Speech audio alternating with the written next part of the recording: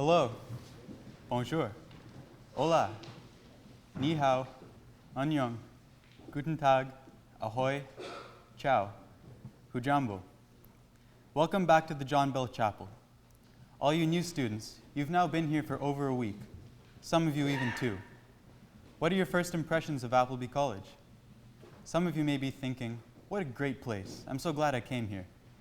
Others are saying, what in tarnation have I gotten myself into? This school is ridiculously busy. If you're one of those people, just relax, give it time, and you'll find your stride soon enough.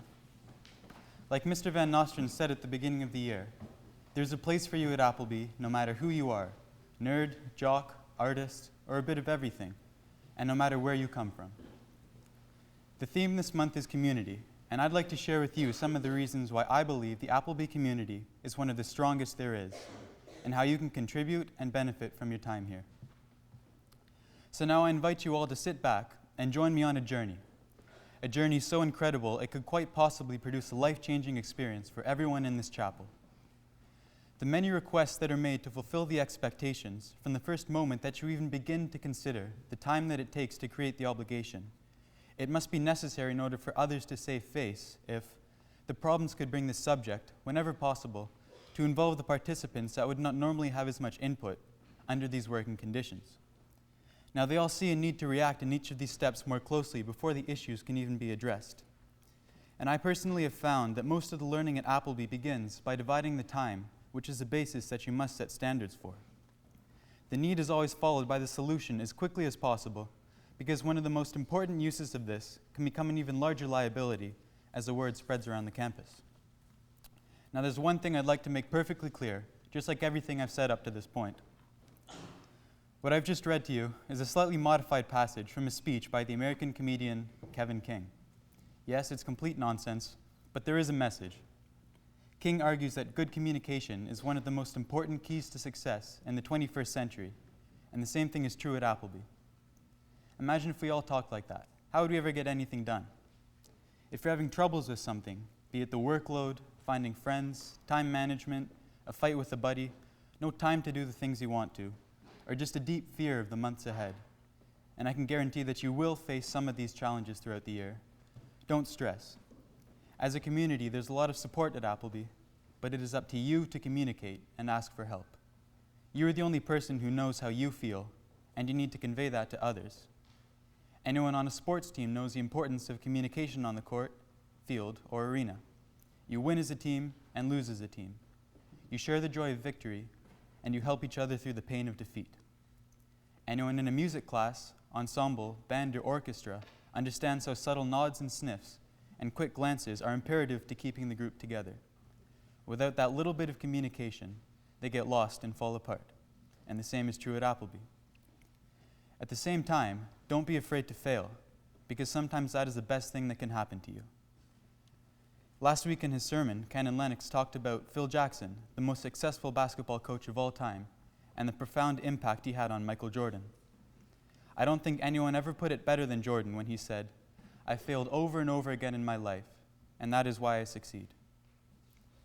Another characteristic of a good community is diversity. Diversity in interests, abilities, cultural backgrounds, and religions. I think religion is one of the most important parts of a strong community. In fact, Appleby is proud to be a multicultural school. We even had an interfaith service last week. I've been raised Catholic, and I always will be Catholic, but that doesn't mean I can't appreciate other religions. I find them fascinating, and I think each one has a unique set of values and an outlook on life that, when combined with each other, form a great community. Something that Mr. Moores is organizing within Pole's House is Cultural Talks, where people have the opportunity to make a short presentation on their cultural background or an interesting experience they have had in a different country. I think it's fantastic that I can learn about the world without having to go anywhere. All I have to do is sit back and listen to my peers. To further illustrate the importance of diversity, let's look at what is arguably one of the busiest and most efficient communities in the world, a beehive. There are 3 types of bees in a beehive. The queen bee is in charge of laying eggs. Drones are males, and their job is to find a queen to mate with. And finally, the female worker bees are the ones that make the honey. Within the worker bees, there are several other subgroups that perform tasks such as cleaning, feeding the larvae, gathering pollen and nectar, packing it into cells, taking care of queen bees, repairing honeycombs, and more. Here are some statistics about the average worker bee. In order to make 1 single pound of honey, a bee must collect nectar from approximately 2 million flowers.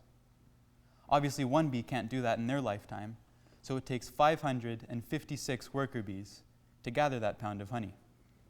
And the distance they fly in order to collect it would take them around the world more than once. Despite all this work, the average bee makes only 1/12 of a teaspoon of honey in their lifetime. Now that doesn't seem like a lot, but now think about this. A beehive can produce over 100 pounds of extra honey, which workers can then harvest. One beehive, working together in perfect harmony. How is this possible? It's because of the diversity. Each bee does their job, be it cleaning, feeding, gathering, mating, and the result is much, much greater than the sum of the parts. As I look out at you from this podium, it's like looking out on a field of flowers, each one unique and beautiful. Okay, there are a couple of weeds here and there, but we won't point them out. My point is, everyone has something special to contribute to the school. To relate back to Nezim's speech last week, you all have a power, whether you've discovered it or not. I'm not just talking about the students. This also applies to faculty, staff, and families. Once you begin to use your power, the Appleby community will become that much stronger. That brings me to my third point. I'm going to throw a couple of quotes at you. The first one you've heard a billion times, and you're probably sick of it by now, but it's one of my favorites. You get out of life what you put into it. Just think about that for a second. It doesn't really need an explanation.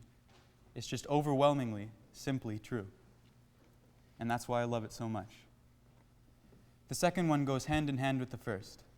You'll always miss 100% of the shots you don't take. Yes, this is a quote from the great one, Wayne Gretzky. How do you know you won't make the team? Why do you just assume you're the worst piccolo player in the school? I challenge you all to go out on a limb and try something new. Make a new friend, join a new club. I hate to be the bearer of bad news, but senior school, your time here is almost over. Your last few months here will fly by. What will you have gained from your experiences? How will you leave your mark? Upper school, you still have a couple of years, but that doesn't mean you should wait until later to make a difference. Don't forget, procrastinators are rulers of tomorrow. Remember the jelly beans from the first day of school? How will you spend your time? The last thing I believe is necessary, not only for a strong community, but for a strong individual, is love. You can't be good at something if you don't love it. Think of your best subject. I'm willing to bet it's one of your favorites. Is this a coincidence? Well, if you think about it, the fact that you enjoy it is your motivation to learn more. You naturally seek and retain information more easily in a subject than in a subject you don't really care about. Going to do swim training at 5 in the morning becomes a treat, not a chore, as long as you're passionate about swimming. Loving can be hard sometimes. It can be hard to love difficult physics questions or 2 hours of piano practice, but it's not impossible. Even that one person you just can't get along with, the one that insults you every time he sees you, especially that person. Jesus once said to his followers, "A new command I give you, love one another. As I have loved you, so you must love one another." Loving can be difficult in the moment, but the rewards are everlasting. Love unites, it does not divide. If there's one piece of advice you should take away from today, it's this. Love and don't be afraid to show it, and the community will be that much better off. And you all please rise and sing hymn 662.